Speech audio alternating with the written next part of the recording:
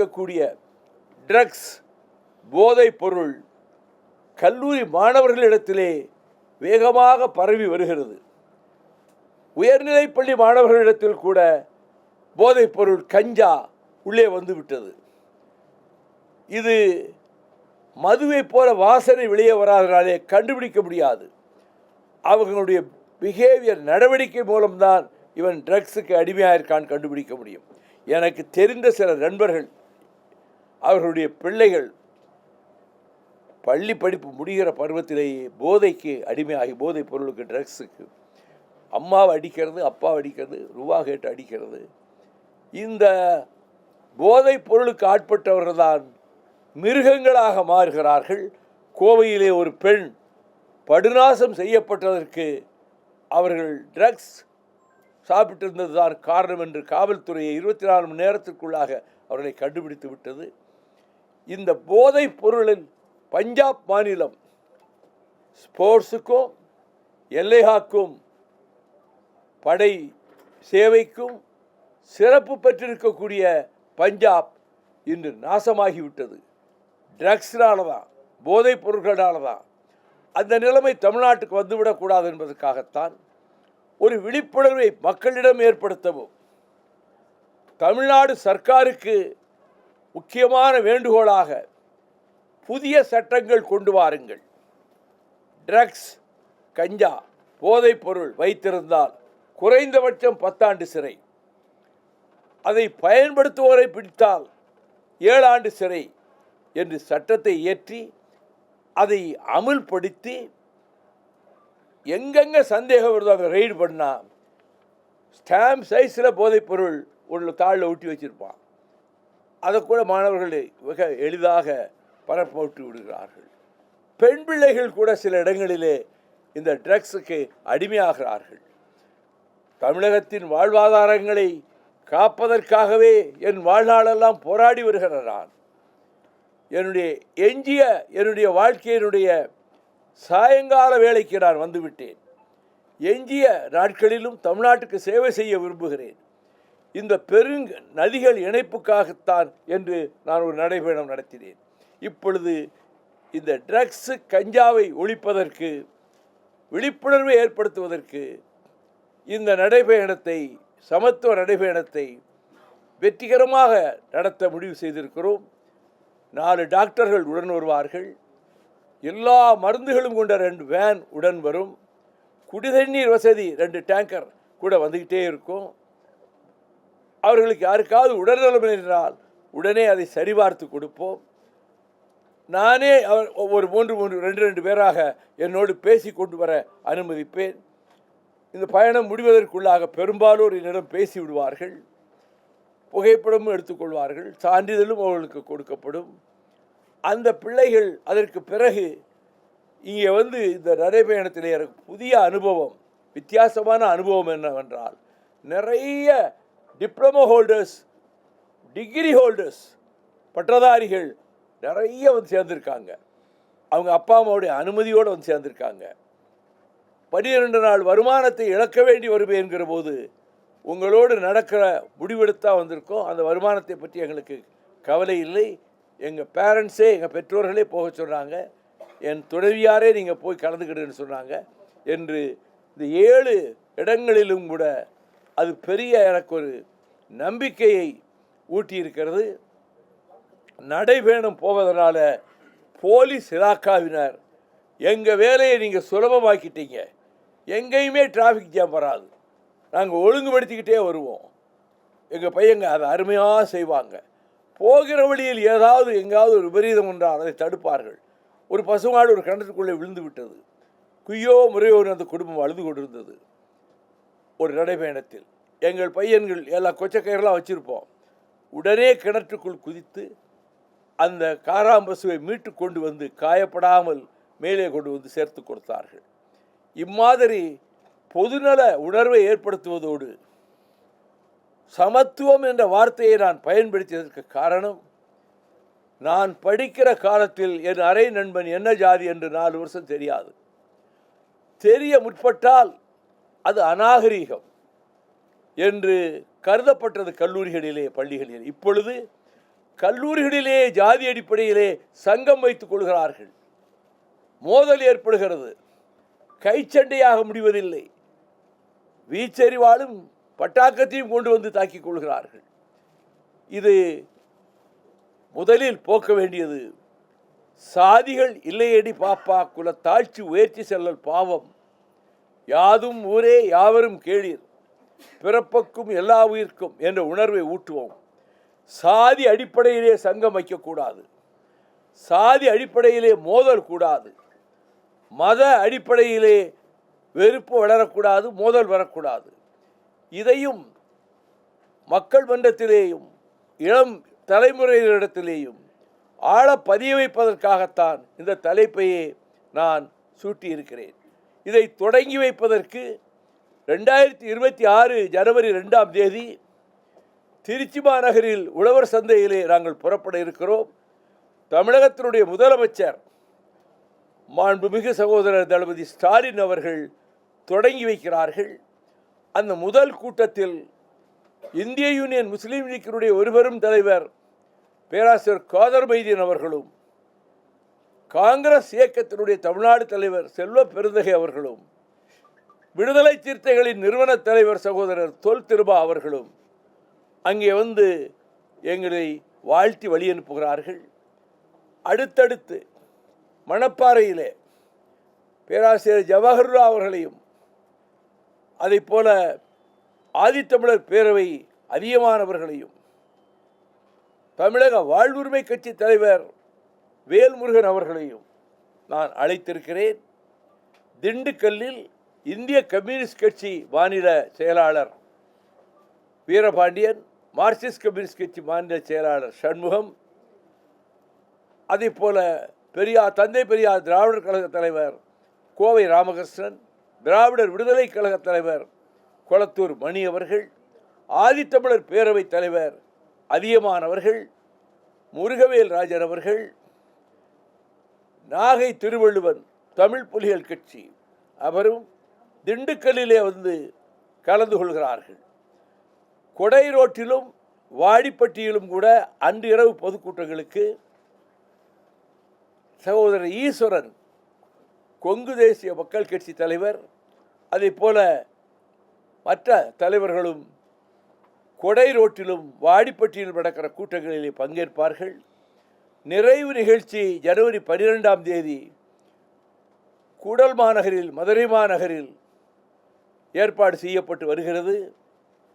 அங்கே இருக்கிற நம்ம சட்டமன்ற உறுப்பினர் பூமிநாதன் முழு ஏற்பாடுகளும் கவனித்துக் கொண்டிருக்கிறார். நிறைவு நிகழ்ச்சிக்கு கவிப்பேரரசர் வைரமுத்து அவர்களும், புரட்சி தமிழர் தந்தை பெரியாராகவே தன்னை பாத்திரத்திலே காட்டிக்கொண்டாரே சுயமரியாதை உணர்வு கொண்ட சத்யராஜ் அவர்களும், மே 17 ஒருங்கிணைப்பாளர் திருமுருகன் காந்தி அவர்களும், ஈழ பிரச்சனைகளை திரைப்படங்கள் மூலமாக கொண்டு வந்த இயக்குனர் புயகலேந்தி தங்கராசு அவர்களும், தற்சார்பு விவசாய சங்க தலைவர் ஈரோடு பொன்னையன் அவர்களும் நிறைவு நிகழ்ச்சியிலே வாழ்த்த இருக்கிறார்கள். இந்த பயணம் ஒரு விழிப்புணர்வு ஏற்படுத்துவது மட்டுமல்ல, ஒழுங்கையும் கட்டுப்பாட்டையும் ஒரு இயக்கம் கடைபிடிக்கிறது என்பதை மீண்டும் ஒரு முறை மக்களுக்கு காட்டுகிற விதத்தில் நாங்கள் நடத்திய மரத்தான் போட்டியில் 65,000 மாணவ மாணவிகள் கலந்து கொண்டார்கள். ஒரு பிள்ளை கூட தவறி இடறி கீழே விழவில்லை, மயக்கமடையவில்லை. அதற்கு உரிய விதத்தில் அதை ஒழுங்கு செய்து, அப்படி ஒழுங்கு செய்கிற வேலையை நானே முன்னிட்டு செய்வேன்.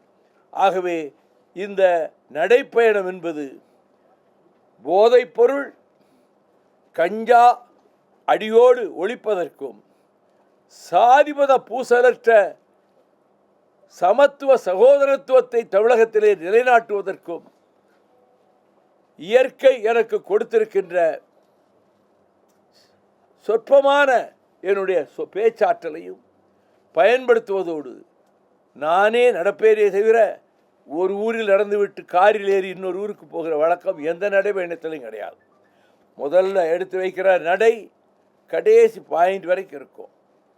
இப்பொழுது ஒரே ஒரு அதில் ஒரு அடிஷனல் என்னவென்னா, என் உடல்நலம் காரணமாக நான் கழிப்பறைகளை தேடி 8 கிலோமீட்டர் 5 கிலோமீட்டர் ஊருக்குள்ளே போக முடியாது. அதற்கு ஏற்ற வகையிலே கலைத்துறையில் இருப்பவர்களிடத்திலே ஒரு வேன் பெற்றுக்கொள்வதென்றும் அதில் ஏறி பயணம் செய்ய மாட்டேன். வேறு வழியின்றி இயற்கை உபாதைகளை கழிப்பதற்கு தேவைப்படுவென்றால் அதை பயன்படுத்திக் கொள்வேன். நான் நடைபயணம் போகிற போது களைப்புற்றால் சாலை ஓரத்து அந்த பாலத்து மேலேயே அப்படியே படுத்து தூங்கியிருக்கிறேன். தென்னந்தோப்பில் ஓலை விசிறிகளை கீழே போட்டு அதில் படுத்து தூங்கியிருக்கிறேன். சர்வ சாதாரணமாக அவர்களோடு சகோதரர்களாக பழகுகின்றேன். அவர்கள் மெய்மறந்து போகிறார்கள். இந்த இன்டர்வியூக்கு வந்துட்டு போகிற பையங்களே நிறைய பேர் தலைவர்தான் என்ன கேட்பாங்கன்னு பயந்துக்கிட்டே வந்தோம். போகவே கூச்சமாக இருந்தது. ஆனால் போய் பார்த்து பேசிட்டு வந்த பிறகு நான் அவர்களை எனக்கு சமமான ஒரு சகோதரனாகத்தான் நினைத்து அவர்களோடு நான் பேசிக்கொண்டு அவங்க லிட்ரேச்சர் இங்கிலீஷ் லிட்ரேச்சர் படிச்சிருந்தா 4 கேள்வி கேட்பேன். அவர்கள் படித்த படிப்பை பற்றி கேட்பேன், பழக்க வழக்கங்களை பற்றி கேட்பேன், வீட்டை பற்றி கேட்பேன், அவருடைய உடன் பிறந்தவர்கள் பெற்றோர்களை பற்றி கேட்பேன். ஆகவே இந்த நடைப்பயணம் என்பது தமிழகத்துக்கு இருக்கிற தீங்குகளிலிருந்து விடுவிப்பதற்கான முயற்சியில் ஒன்றாக, மேகதாட்டுவைக்காகவும் அந்த அணை கட்டுவதை தடுப்பதற்காகவும் காவிரி டெல்டா பகுதியை பாதுகாப்பதற்காகவும் நான் ஊராக சென்று 1 மாத காலம் பிரச்சாரம் செய்து மத்திய அரசு அலுவலகங்களுக்கு முன்னாலே நாங்கள் மறியல் செய்தோம். ஆனால் இனியும் மேகதாட்டு அணைக்கு அவர்கள் பூர்வாங்க அறிக்கை தயாரிக்க மத்தியில் இருக்கக்கூடிய தமிழக விரோத அரசான திராவிட இயக்கங்களுக்கு பரம வைரியான சனாதன சக்திகளும் இந்துத்துவ சக்திகளும் மனு தர்ம சக்திகளும் சேர்ந்து பிஜேபியை இங்கே கொண்டு வந்து காலூன்ற செய்து விடலாமே என்று கருதுகிறார்களே, அதை கடுமையாக எதிர்ப்பதற்கும் நான் திராவிட இயக்கத்தினுடைய ப்ராடக்ட். எங்கள் கட்சி a concentrated outfit of Dravidian movement, அடர்த்தியான கொள்கை அடர்த்தியான இயக்கம் என்பதை நாங்கள் எத்தனையோ கட்டங்களிலே நிரூபித்து வந்திருக்கிறோம். அந்த வகையில் இந்த பயணத்தில் இப்பொழுது வருகின்ற இந்த திராவிட இயக்கத்துக்கு எதிரான இந்த இந்துத்துவ சக்திகளை எதிர்த்து என் பேச்சினுடைய நிறைவு பகுதியிலே அந்த கருத்தும் இடம்பெறும். நடைபெற இருக்கிற 2026 சட்டமன்ற தேர்தலில் திராவிட முன்னேற்ற கழகத்தின் தலைமையிலான அணிதான் ஜெயிக்கும். அதற்கு ஆதரவு தர வேண்டும் என்று நான் கேட்பேன். திமுக தனிப்பெரும்பான்மை பெறும். On its own it will get individual absolute majority. சகோதரர் தளபதி ஸ்டாலின் 26க்கு பின்னரும் முதலமைச்சராக அவரே மீண்டும் வருவார் என்ற நிறைந்த நம்பிக்கையோடு, அதற்கு மக்கள் ஏன் ஆதரவளிப்பதற்கு பச்சை குழந்தைகளுக்கும் காலை பசியை போக்குவதற்கு உணவு வழங்குகிறாரே, பெண்கள் பேருந்துகளிலே இலவசமாக பயணிக்க வழி செய்கிறாரே, இந்த திராவிட மாடல் ஆட்சியின் பல்வேறு அம்சங்களை பிற மாநிலங்கள் இப்பொழுது பின்பற்ற ஆரம்பித்திருக்கின்றன. ஆகவே அந்த ஜனநாயக கடமையையும் இம்முறை நான் பிரச்சாரத்தின் இறுதியிலே அதை வலியுறுத்த வேண்டும் என்பதையும் நான் கவனத்தில் கொண்டிருக்கிறேன். எனக்கு மிகுந்த நம்பிக்கை இருக்கிறது. வருகிற இளைஞர்கள், பட்டதாரி இளைஞர்கள் அவ்வளவு ஆர்வத்தோடு வருகிறார்கள். இவர்களை மோல்டு பண்ணணும். அது பண்ணிடுவேன். 11 நாளும் 11 சினிமா சாப்பாட்டுக்கு பிறகு போட போகிறேன். முதல் நாள் உமர் முக்தாரை போடுவேன். அந்த கதையை சொல்லுவேன். 85 வயது கிழவன் மதரசா பள்ளிக்கூடத்திலே பாடம் சொல்லி கொடுத்து கொண்டிருந்த உமர் முக்தார் அந்த இத்தாலிய ஆதிக்கத்திலிருந்து லிபியாவை விடுவிப்பதற்காக எவ்வளவு கடுமையாக போர் புரிந்தான் என்பதையும், ஒரு கட்டத்தில் பாலைவனத்திலே டேங்குகள் எல்லோரும் சூழ்ந்து கொண்ட போது இவர்களால் வெற்றி பெற்று வெளியேற முடியாது.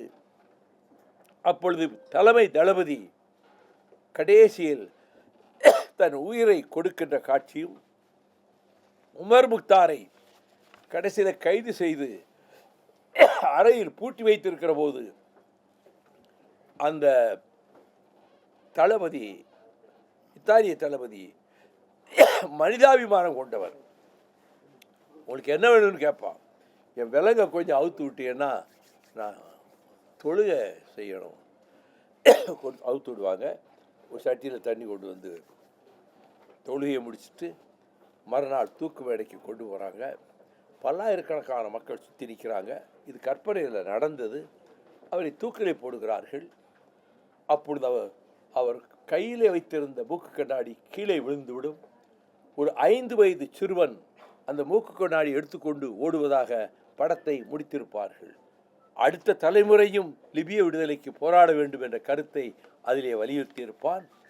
அதை போலவே நான் ரோமாபுரியிலே எப்படி கிளாடியேட்டர்களை பயன்படுத்தினார்கள், அது எப்படியெல்லாம் வஞ்சகமாக ஒரு மிகப்பெரிய கிளாடியேட்டரை குடும்பத்தை அழித்து அவனையும் அடிமையாக்கி அவனை சீமான்களும் சீமாட்டிகளுமாக வேடிக்கை பார்க்கின்ற கொலைசியத்திலே அவர்களை சண்டையிட செய்வதும், அந்த படத்தையும் நான் போடணுன்றிருக்கேன். ஒரே ஒரு படம், அது இந்தி படமாக இருந்தாலும் அது இளைஞர்களுக்கு தேவை என்பதனால பாக் மில்கா பாக், மில்கா சிங் 4வது இடத்துக்கு வந்தாலும் அதற்கு முந்தைய போட்டிகளில் அவன்தான் உலகத்தின் முதல் இடத்துக்கு வந்த அந்த 100 மீட்டர் 200 மீட்டர் ரேஸில் வந்தவன். அந்த படம் அற்புதமான படம். ஓடு மில்கா ஓடு என்று பாகிஸ்தானிலே சீக்கியர்கள் வெட்டி கொல்லப்பட்ட போது அங்கிருந்த ஊரிலே பிறந்த அவன் பாட்டன் பேர பிள்ளையை அழைத்து ஓடுறா ஓடுறா என்று சொல்வதையே தலைப்பாக வச்சுருப்பாங்க. அது ரொம்ப அற்புதமான படம். அவன் 4வது இடத்துக்கு வந்ததுனால முகத்தை ஒரு பக்கம் திரும்பினதுனால 4வது இடத்துக்கு வந்தான். அதுக்கு முந்தி ஃபஸ்ட் பிளேஸில் இருந்தவன். பாகிஸ்தானில் அவரை போலவே ஓடக்கூடிய ஒரு விளையாட்டு ஓட்டக்காரன் இருந்தான். பாகிஸ்தானில் டோர்னமெண்ட்டு இந்தியா கலந்துக்கிட்டுன்னு சொன்னப்போ இவன் மாட்டேன்ட்டான். மில்கா சிங் நான் போக மாட்டேன்ட்டான். ஏன்னா அவன் தாத்தா பாட்டி எல்லாரையும் வெட்டி கொண்டதை கண்ணால் சின்ன பிள்ளையில் பார்த்தவன். பண்டித நேரு 2 முக்கிய அதிகாரிகளை அவன் ஊருக்கே அனுப்பி மில்கா சிங்கை வீட்டுக்கு கூட்டி வர செய்து இந்த நாட்டின் கௌரவத்தை காப்பாற்ற நீ பாகிஸ்தானில் போய் ஓட்டப்பந்தயத்தில் கலந்து கொள்ள வேண்டும் என்று நேரு சொல்வார். அதன்படி செல்வான். அந்த தடத்தில் நிற்கும் போது அந்த பாகிஸ்தான் வீரனும் நல்ல ஓட்டக்காரன், ஈக்குவலாக ஓடுவான். நிற்கிறார்கள். முதல் என்டையர் அரங்கம் பாகிஸ்தானியர்கள் அவனுக்கு சப்போர்ட்டா ஒரே கைதட்டு அவன் பேரை சொல்லி ஓட்டம் ஆரம்பித்தது. முதல் 5 அடி வரை சமமாக ஓடிக்கொண்டிருந்தார்கள். ஒரு செகண்ட் 2-3 செகண்ட்ஸ். அதன் பிறகு ரெக்கை கட்டி கொண்டு பறப்பதைப் போல 10 அடி தூரத்துக்கு அவனை பின்னாலே தள்ளிவிட்டு மில்கா சிங் முதலிடத்தில் வெற்றி பெற்றார். சுற்றியிருந்து பார்த்து கொண்டிருந்தவர்களில் பாகிஸ்தான் அதிபர் இராணுவ தளபதி அயூப் கான், மிலிட்ரி மார்ஷல், அவர் பாதி தூரம் ஓடி வரும்போதே எந்திரிச்சு நின்று மில்கா மில்கான்னு சொல்லி கைதட்டுவார். இது உண்மையாக நடந்தது. முடிஞ்சு வந்த உடனே உன் பேர் இனிமேல் மில்கா சிங் இல்லை, ஃப்ளையிங் சீக்கின்னு சொன்னார். அந்த இது உண்மை சம்பவம். அந்த படத்தை கூட போடுறது ஒரு மோட்டிவேட் பண்ணுறதுக்காகத்தான்.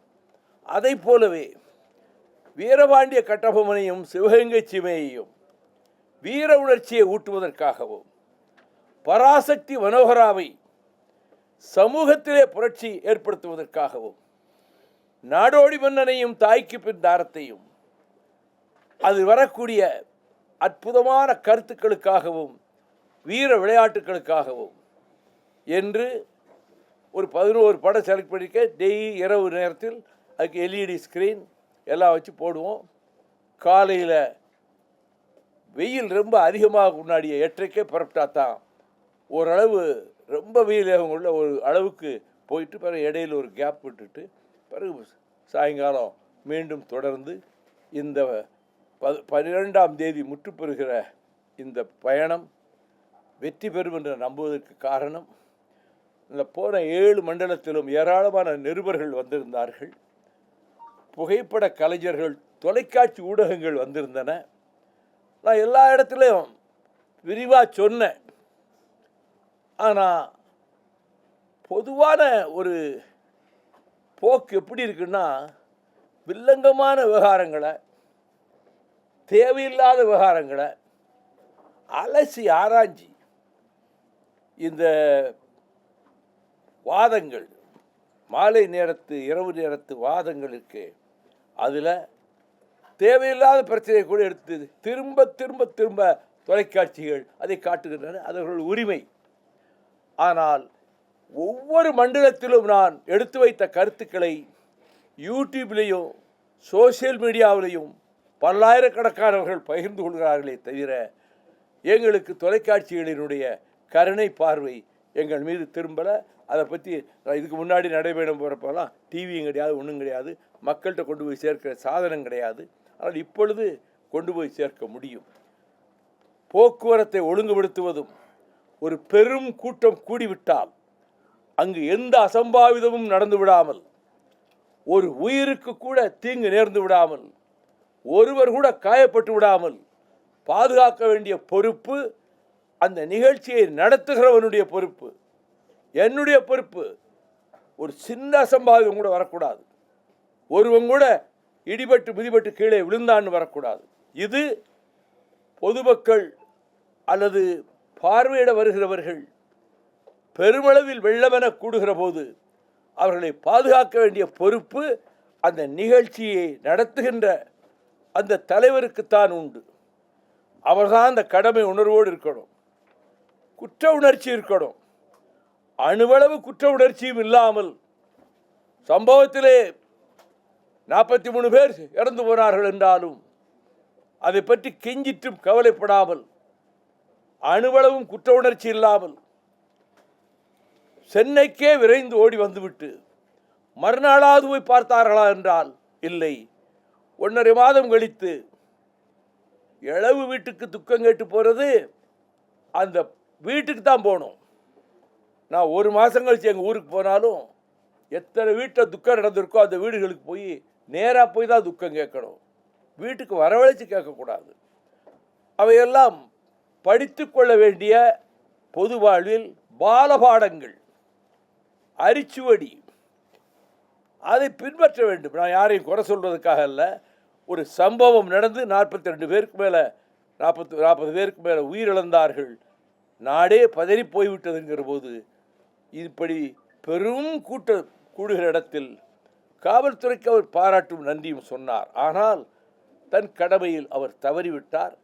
அப்படி பொதுக்கூட்டங்களை ஏற்பாடு செய்கிறவர்கள் பொறுப்பை அவர்கள்தான் ஏற்றுக்கொள்ள வேண்டும் என்பதுதான் என்னுடைய கருத்தும் ஆகும் என்பதை குறிப்பிடுவதோடு, இந்த பயணத்தில் வந்து பங்கேற்கிற அத்தனை சகோதரர்களுக்கும், பெண்கள் வர விரும்பினார்கள், பல சகோதரிகள், நான் மறுத்துவிட்டேன்.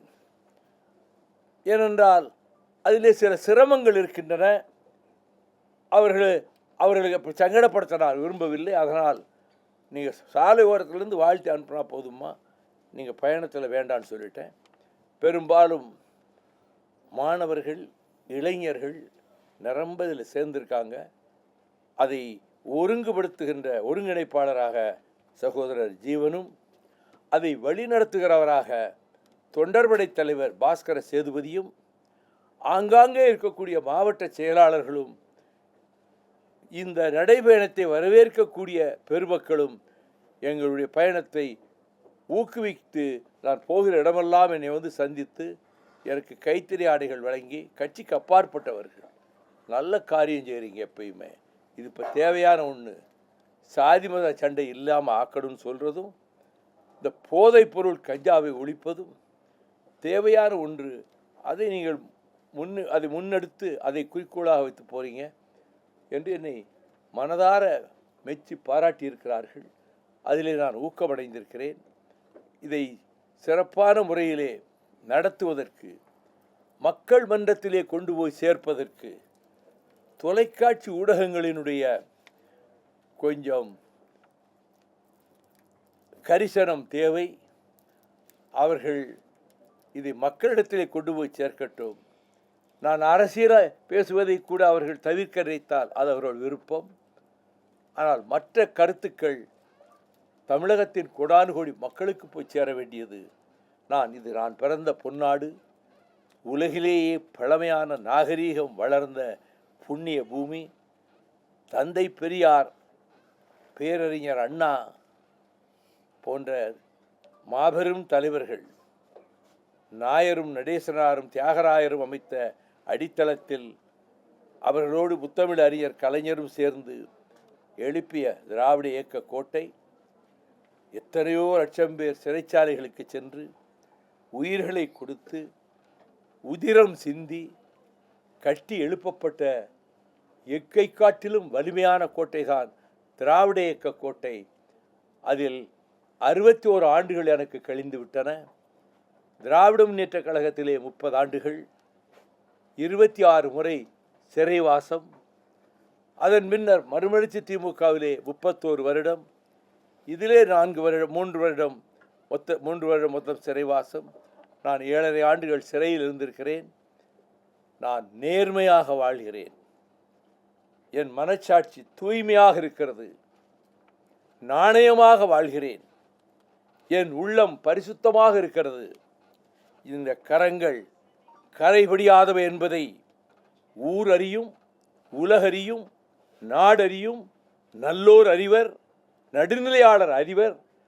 நான் எந்த கட்டத்திலும் செல்வமும் செல்வாக்கமும் நிறைந்த ஒரு அரண்மனை போன்ற மாளிகையில் சின்னஞ்சிறு பிள்ளையிலேயே கட்டுப்பாடாக வளர்க்கப்பட்டு 8 வயதிலே மகாத்மா காந்தி பேரன் பேசுகிற மேடையிலே ஆசிரியர்களால் பயிற்றுவிக்கப்பட்டு ஒலிபெருக்கிக்கு முன்னால் கையில் துண்டு தாள் இல்லாமல் பேச ஆரம்பித்து அதற்கு பிறகு எம்ஏ எக்கனாமிக்ஸ் பிரசிடென்சி காலேஜில் வந்தப்போ அண்ணாவுக்கு முன்னால் போய் இந்திய ஆதிக்கத்தை பற்றி எதிர்த்து பேசினேன். அவரால் பாராட்டப்பட்டேன். அதிலிருந்து இந்த 61 ஆண்டுகளும் திராவிட இயக்கத்துக்காகவே கழிந்து விட்டன. மன நிறைவோடும் நிம்மதியோடும் இருக்கிறேன். காரணம், எங்கும் தலை நிமிர்ந்து நானும் என் சகாக்களும் ரைசிங் தர் ஹெட் ஹை, தலை நிமிர்ந்து சொல்ல முடியும். ஊசிமுனை அளவு குற்றச்சாட்டுக்கும் நாங்கள் ஆளானதில்லை. கோடி கோடியாக கொண்டு வந்து கொட்டி குவித்திருப்பான் அனில் அகர்வால், ஸ்டெர்லைட் உரிமையாளர். என்னை சந்திக்க படாத பாடுபட்டான். அட்டர்னி ஜெனரலையே தூது அனுப்பினான். ஒரு நிமிடம் பார்க்க மாட்டேன் என்று சொன்னவன் நான். ஸ்டெர்லைட் வழக்கு நடக்கிற போது நான் பொது நலனுக்காக இதிலே போராடுகிறேன் என்று சீஃப் ஜஸ்டிஸ் லிபரான் பெஞ்சில் நான் சொன்னப்ப ஸ்டெர்லைட்டுக்கு ஆதரவாக கே வேணுகோபால் வாதாடி கொண்டிருந்தார். அப்பொழுது சீஃப் ஜஸ்டிஸ் லிபரான் ஓப்பன் கோர்ட்டில் there is no need for anybody to vouch for your honesty, dignity and sincerity. Everybody knows about it என்று ஓப்பன் கோர்ட்டில் சொன்னார். அவர் அன்னைக்கு வேற மாதிரி உங்களுடைய நாணயத்தை சந்தேகப்படுறோன்னு சொல்லியிருந்தா மறுநாள் 4 காலத்துக்கு குறையாம எல்லா பேப்பர்லையும் வந்திருக்கும். ஆனால் இந்த பாராட்டுரையை நான் பகிரங்கப்படுத்தி விளம்பரம் தேடிக்கொள்ள விரும்பவில்லை. ஆனால் இப்படி ஒரு சீஃப் ஜஸ்டிஸ் சொன்னாருன்னு ஒரு வரி எந்த ஏடும் எழுதவில்லை. அதை பற்றி எனக்கு கவலை இல்லை. ஆனால் நான் பத்திரிகையாளர்களை மதிப்பவன், தொலைக்காட்சிகளை மதிப்பவன். வருடம் பிறந்தால் ஜனவரி 1ஆம் தேதி அனைவரையும் அழைத்து அவர்களோடு உரையாடி பேட்டி கொடுத்து விட்டு லீவு நாள் யாரும் பிரஸ்காரங்க வீட்டை விட்டு வெளியே வர மாட்டாங்க. ஆனால் ஆண்டுதோறும் 150க்கு குறைவில்லாத பத்திரிகையாளர்களும் தொலைக்காட்சி ஊடக நண்பர்களும் ஜனவரி 1ஆம் தேதி இந்த தாயகத்துக்கு வருகிறார்கள். அவர்களோடு நான் உணவருந்துகிறேன். அது பத்திரிகையாளர்கள் என் செய்தி போடுற பற்றியாலும் சரி, எழுத்து போடுற பற்றியாவது அதெல்லாம் கவலைப்படுறதில்லை. எல்லாரும் கூப்பிட்டு ஒரு வருடமும் சிறைக்கு போகாத வருடங்களில் பயன்படுத்தியிருக்கிறேன். வருகிற ஆண்டு அதற்கு வாய்ப்பில்லை. 2026 ஜனவரி 1 மறுநாள் நடைபயணம் தொடங்க வேண்டும். எனவே திருச்சியிலே பத்திரிகையாளர்களையும் தொலைக்காட்சி ஊடக நண்பர்களையும் நான் திருச்சியிலே 1ஆம் தேதி சந்திப்பேன். எனவே இந்த வரப்போகிற ஜனவரி 1 சந்திக்க வாய்ப்பு இருக்காது. ஆனால் பொங்கல் முடிந்து 12ஆம் தேதி முடியுது, 14ஆம் தேதி பொங்கல் ஆரம்பிக்கும். பொங்கல் முடிந்து நான் சென்னை வந்து அத்தனை பத்திரிகையாளர்களையும் தொலைக்காட்சி ஊடக நண்பர்களையும் வரவழைத்து அவர்களோடு உரையாடி கருத்துக்களை பரிமாறிக்கொண்டு அன்று அவர்களோடு ஒரு நண்பகல் உணவு அவர்களோடு இருந்த நேரத்தை செலவழித்து விட்டு போக நான் திட்டமிட்டிருக்கிறேன். இன்றைக்கு அறிவித்த மாத்திரத்தில் குறுகிய கால இடைவெளியில் நீங்கள் இத்தனை தொலைக்காட்சி ஊடக நண்பர்களும் செய்தியாளர்களும் இங்கே வந்து எங்கள் நடைபயணத்துக்கு ஊக்கமளித்ததற்காக நான் என்னுடைய மனப்பூர்வமான நன்றியை மகிழ்ச்சியோடு தெரிவித்துக் கொள்கிறேன்.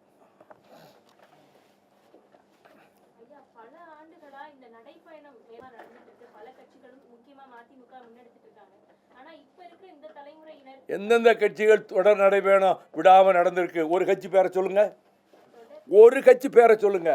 நடக்க ஆரம்பித்து கடைசி பாயிண்ட் வரைக்கும் நடந்த ஒரு கட்சி பேரை, ஒரு கட்சி தலைவர் பேரை சொல்லுங்க. பல கட்சிகள் சொன்னீங்களே, எந்த கட்சி நடந்திருக்கு? இடைவிடாமல் பாதியில் காரில் போயிட்டு ஊர் எல்லைக்குள்ளே நுழைஞ்சு நடக்கிற நடைபயணம் இல்லை. தொடக்கத்திலிருந்து கடைசி வரைக்கும் வாகனத்தில் ஏறாமல் நடந்த ஒரு நடைபயணம் யாராவது நடத்தியிருக்காங்களான்னு சொல்லுங்கள். நான் தற்பெருமைக்காக சொல்லலை, நீங்கள் பல கட்சிகள்னு சொன்னதுனால இந்த பதிலை சொல்கிறேன்.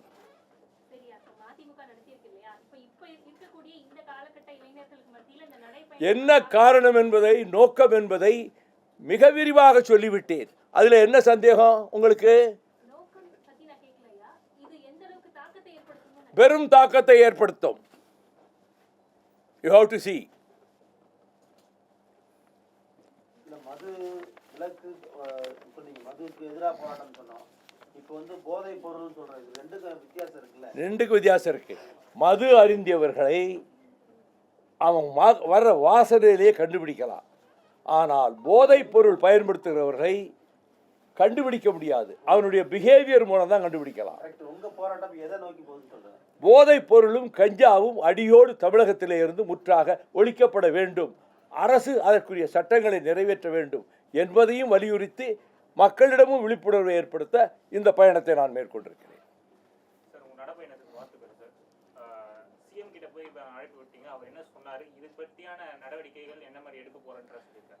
தொடங்கி வைக்க அழைத்தேன். முதலமைச்சர் பெருந்தன்மையோடு நான் வந்து திருச்சியில் தொடங்கி வைக்கிறேன் என்று சொல்லியிருக்கிறார். அவருக்கு மிக்க நன்றி. தொடர்ந்து போதைப் பொருளை பயன்படுத்துறதுனால கொள்ளை நடந்துட்டு இருக்கு. முதலமைச்சருடைய இரும்புக்காரங்கள் துருப்பூச்சி போயிடுச்சான்னு நயினார் நாகேந்திரன் திசை மாறிய பறவையாக நல்ல நண்பர். எனக்கு பிளேனில் போனால் எந்த மந்திரி என்னை திரும்பி பார்க்க மாட்டாங்க. இவர் என் சீட்டுக்கு வந்து என்னை பார்த்து வணக்கம் சொல்லிட்டு ஃப்ளைட்டை விட்டு இறங்கின உடனே என்னை காரில் வந்து வழி அனுப்பி வச்சுட்டு தான் மந்திரி அவர் காருக்கு போவார். அப்படிப்பட்ட பண்பாளர். அதனால் அவரை பற்றி நான் எதுவும் விமர்சிக்க விரும்புகிறேன்.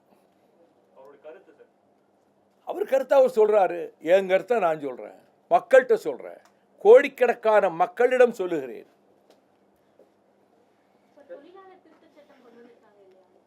இதை தவிர்த்து வேறு கேள்விகளுக்கு இப்பொழுது பதில் சொல்ல நான் விரும்பவில்லை.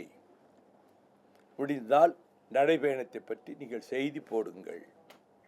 எல்லா அரசியல் கட்சிகளும் தேர்தலுக்கான ஒரு நடைபயணம், தேர்தலுக்கான ஒரு யூகம். இந்த மாதிரி குதர்க்கமான கேள்விக்கெல்லாம் பதில் சொல்ல வைகோ தயாராக இல்லை.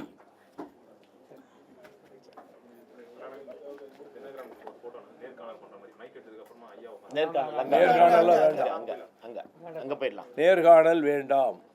இல்ல அது இல்ல, ஒரு டிவிக்கு பட்டு இல்லைன்னா நீங்க பசங்களை அது எடுக்கலாம். அது நான் பார்க்கும்போது நீங்கள் எவ்வளோ வேணால் ஃபோட்டோ எடுக்கலாம், எடுத்து போடலாம். நான் கேட்குற கேள்வியை கூட நீங்கள் பதிவு பண்ணலாம். மிக்க நன்றி அனைவருக்கும்.